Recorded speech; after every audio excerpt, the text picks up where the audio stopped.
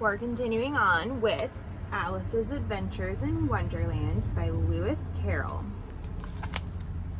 Chapter 5, Advice from a Caterpillar. The caterpillar and Alice looked at each other for some time in silence. At last, the caterpillar took the hookah out of its mouth and addressed her in a languid, sleepy voice. "Who are you?" said the caterpillar. This was not an encouraging opening for a conversation. Alice replied rather shyly, I hardly know, sir. Just at present. At least I know who I was when I got up this morning, but I think I must have changed several times since then." "What do you mean by that?" said the caterpillar sternly. "Explain yourself." "I can't explain myself, I'm afraid, sir," said Alice, "because I'm not myself, you see." "I don't see," said the caterpillar. "I'm afraid I can't put it more clearly," Alice replied very politely, "for I can't understand it myself to begin with. And being so many different sizes in a day is very confusing." "It isn't," said the caterpillar. "Well, perhaps you haven't found it so yet," said Alice. "But when you have to turn into a chrysalis, you will someday, you know. And then after that, into a butterfly. I should think you'll feel it a little queer, won't you?" "Not a bit," said the caterpillar.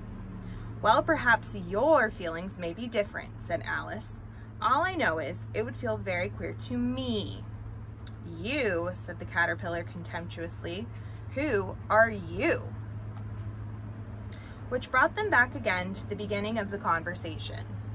Alice felt a little irritated at the caterpillars making such very short remarks, and she drew herself up and said very gravely, "I think you ought to tell me who you are first."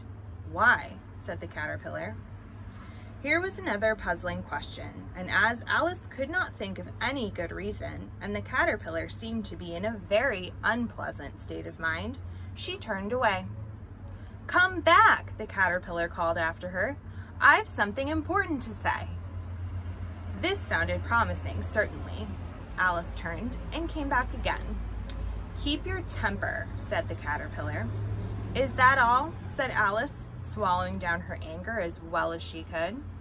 "No," said the caterpillar. Alice thought she might as well wait, as she had nothing else to do, and perhaps, after all, it might tell her something worth hearing. For some minutes it puffed away without speaking, but at last it unfolded its arms, took the hookah out of its mouth again, and said, "So you think you're changed, do you?" "I'm afraid I am, sir," said Alice.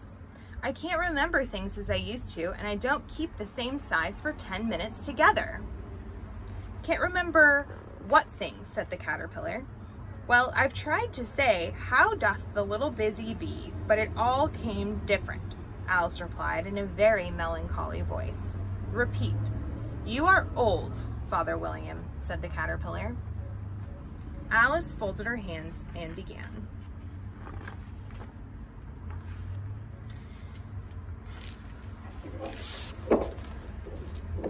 "You are old, Father William," the young man said, "and your hair has become very white.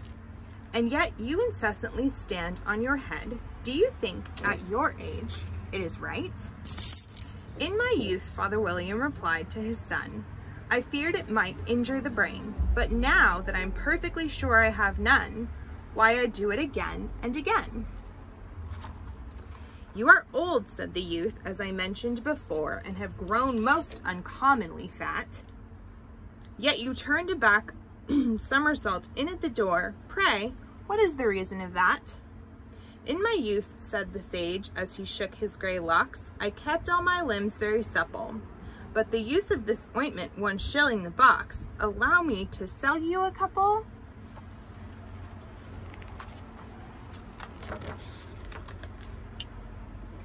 "You are old," said the youth, "and your jaws are too weak for anything tougher than sweet.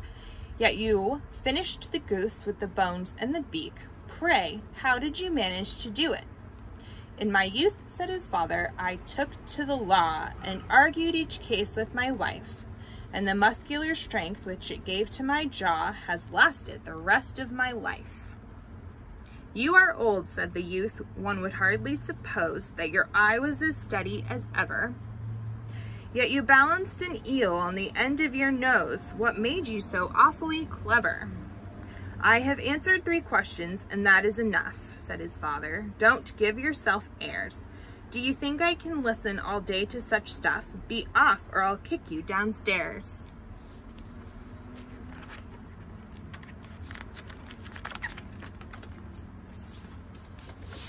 That is not said right.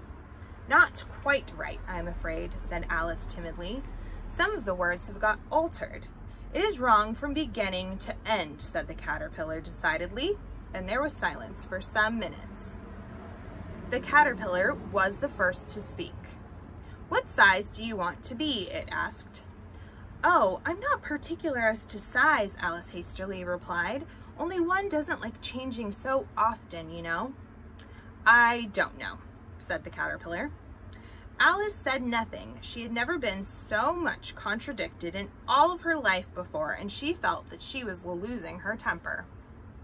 Are you content now? Said the caterpillar. Well, I should like to be a little larger, sir, if you wouldn't mind, said Alice. 3 inches is such a wretched height to be.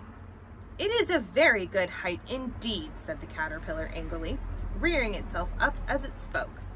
It was exactly 3 inches high. But I'm not used to it, pleaded poor Alice in a piteous tone, and she thought to herself, I wish the creatures wouldn't be so easily offended. You'll get used to it in time, said the caterpillar, and it put the hookah into its mouth and began smoking again. This time, Alice waited patiently until it chose to speak again. In a minute or two, the caterpillar took the hookah out of its mouth and yawned once or twice and shook itself. Then it got down off the mushroom and crawled away into the grass, merely remarking as it went, one side will make you grow taller and the other side will make you grow shorter. One side of what? The other side of what? Thought Alice to herself. Of the mushroom, said the caterpillar, just as if she had asked it aloud, and in another moment it was out of sight. Alice remained looking thoughtfully at the mushroom for a minute, trying to make out which were the 2 sides of it, and as it was perfectly round, she found this a very difficult question. However, at last she stretched her arms round it as far as they would go and broke off a bit of the edge with each hand. And now which is which, she said to herself, and nibbled a little of the right hand bit to try the effect. The next moment, she felt a violent blow underneath her chin. It had struck her foot. She was a good deal frightened by this very sudden change, but she felt that there was no time to be lost as she was shrinking rapidly, so she set to work at once to eat some of the other bit. Her chin was pressed so closely against her foot that there was hardly room to open her mouth, but she did it at last and managed to swallow a morsel of the left-hand bit. Come, my head's free at last, said Alice in a tone of delight, which changed into alarm in another moment when she found that her shoulders were nowhere to be found. All she could see when she looked down was an immense length of neck, which seemed to rise like a stalk out of a sea of green leaves that lay far below her. What can all that green stuff be, said Alice, and where have my shoulders got to go? And oh, my poor hands, how is it that I can't see you? She was moving them about as she spoke, but no result seemed to follow, except a little shaking among the distant green leaves. As there seemed to be no chance of getting her hands up to her head, she tried to get her head down to them, and was delighted to find that the neck would bend about easily in any direction like a serpent. She had just succeeded in curving it down into a graceful zigzag and was going to dive in among the leaves, which she found to be nothing but the tops of the trees under which she had been wandering, when a sharp hiss made her draw back in a hurry. A large pigeon had flown into her face and was beating her violently with its wings. serpent, screamed the pigeon. I'm not a serpent, said Alice indignantly. Let me alone. Serpent, I say again, repeated the pigeon, but in a more subdued tone, and added, with a kind of sob, I've tried every way, but nothing seems to suit them.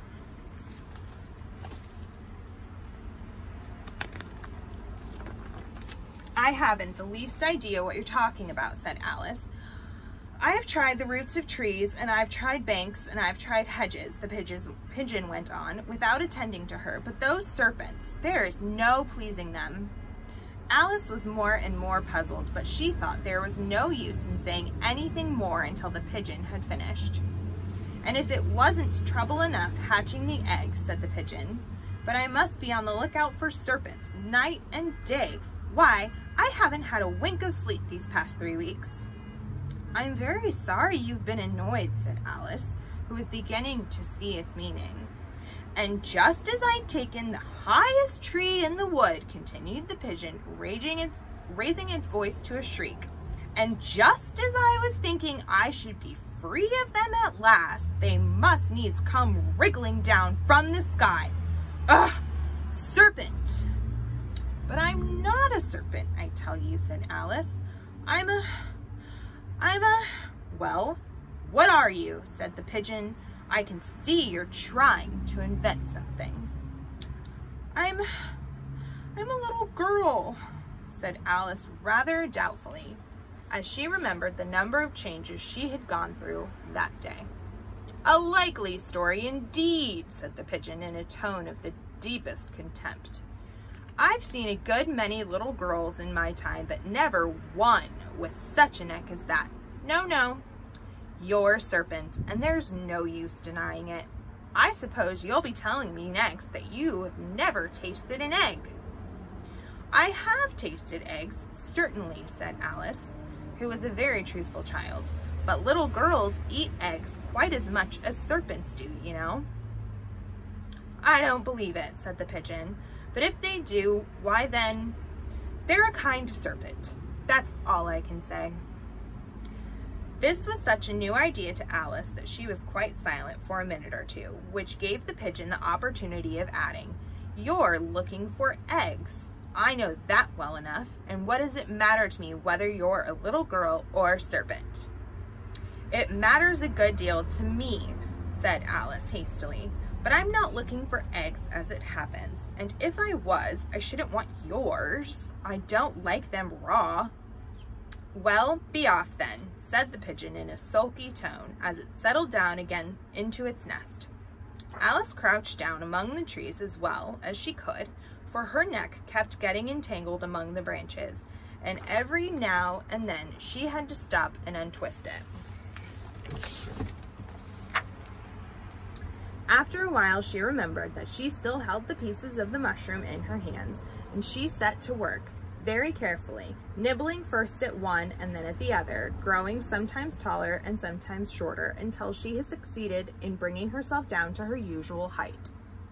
It was so long since she had been anything near the right size that it felt quite strange at first, but she got used to it in a few minutes and began talking to herself as usual.